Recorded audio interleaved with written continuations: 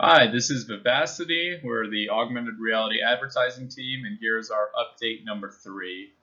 So, just catching you up on a couple hypotheses that we're testing out. First off, is we're looking to prove or disprove that businesses are dissatisfied with their current advertising mechanisms, and as a result, they'd be willing to pay a premium for more engaging advertisements. The ramifications of this being true or not true is that really our solution isn't viable.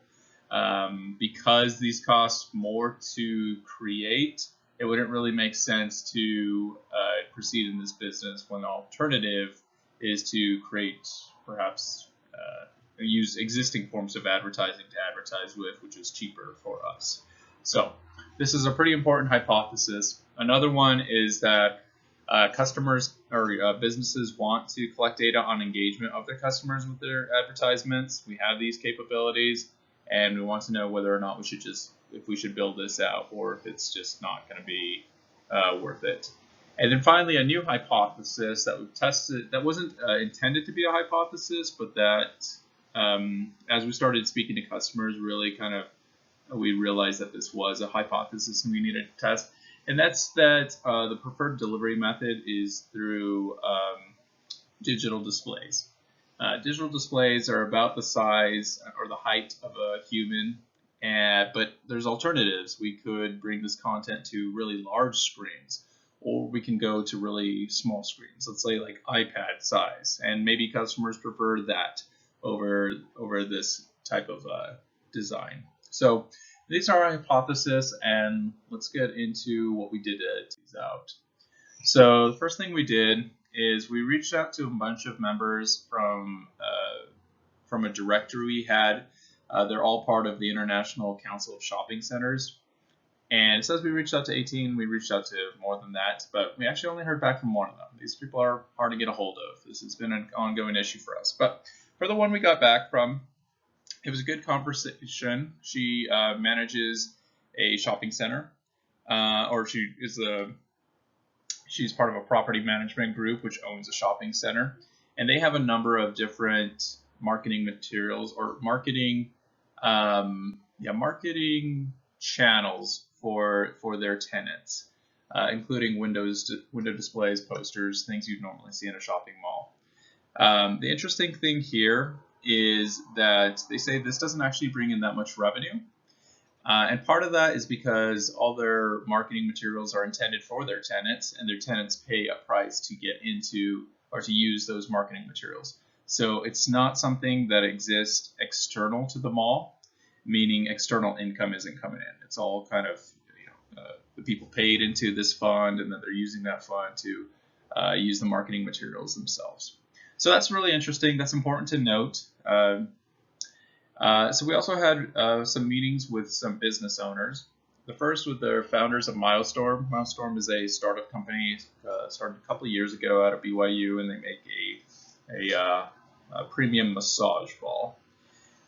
So they're interesting in that they're not a retail store, but they have a product that they'll put into retail stores and that they will advertise with, or that they use displays to advertise. And for them, we asked them, how they felt about their current advertising mechanisms. And they really don't like the displays that they have. It's sort of a cardboard display. And they said they'd be willing to pay a premium on top of that. But just to put it into context, that's still lower, or that's most likely lower than what we would charge for our display. And another interesting thing is a large display like ours wouldn't really work for them. They prefer something that's a smaller display.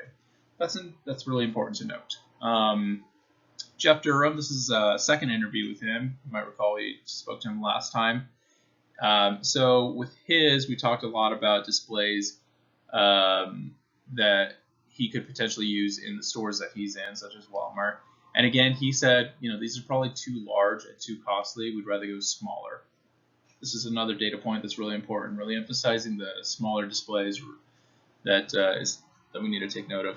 And finally, we spoke with Case Lawrence. Case Lawrence owns Circus Tricks, which is a company that creates a lot of large trampoline parks. And the connection there is kind of weird because why are we talking to this person? He's not a retailer. He's not a shopping store owner. So Circus Tricks is interesting in that they're all about the experience for their customers. And our display, in sort of a parallel fashion, is about experience and creating experiential advertisements. So we spoke with him, and we pitched an alternative idea where he could use augmented reality in his trampoline parks. And he loved the idea, and he wants to explore applications this time with larger displays. So this is kind of an interesting summary. We have three different people, or three founders of these companies, and each of them said they would want customization with their display.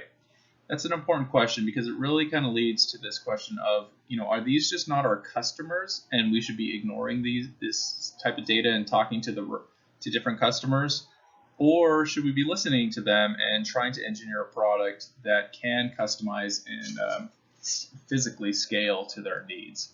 So that's a question that we're asking ourselves a lot. This is sort of just an evaluation. I kind of mentioned a lot of these things, but to kind of summarize, they are in general dissatisfied with their current advertising mechanisms. But we need to test this out further for question one, because we're not quite sure if they're dissatisfied to the point where they'd be willing to pay a premium to pay our prices. They'd be willing to pay a premium, but is the premium enough to really get at our prices, which is depending on what our deliverable is close to $1,000 per month per display. The second thing is, do they want to collect data? None of them explicitly expressed interest in this. Some of them did have demographic information that they were able to capture through other means, so that's important to take note of. But again, this kind of begs the question, is this just something they don't care about? Or maybe we should be exploring different customers and different use cases, and we might find a customer that really wants this data, and we just don't know it. This is the kind of interesting thing with this type of technology, because it's a technology that we're focusing on, that we're trying to find a market for, as opposed to a market's problem that we're trying to solve. So in this regards, we can take our technology to several different markets, and it changes form, and there's a number of variables and levers or dials you can tweak on our technology that'll get it to fit in that market. And the question is, should we just focus on one market, or should we try and just find whoever wants our technology first, and then just kind of tackling that one? It's an interesting question. And then finally, I talked too much about this, but our digital displays have preferred AR content. No, not necessarily. A lot of them want larger and smaller. But again, are we talking to the right customers? Well, we need to talk more to find that out. Next step actions, we're going to be building a landing page. This just helps us get in the door. We're having a hard time just cold emailing people and getting them to respond to us, and it's really hard to articulate what our product actually is. So we want to make sure that by talking to people, that when we talk to people, we have a visual example of what we're talking about, and that landing page helps us out. Finally, we're just going to continue to reach out to people. No way to get around that. And we've also submitted to the New Venture Challenge. Just to note, we might have more funding coming in if that all works out well. So thanks. Appreciate your continued feedback and help.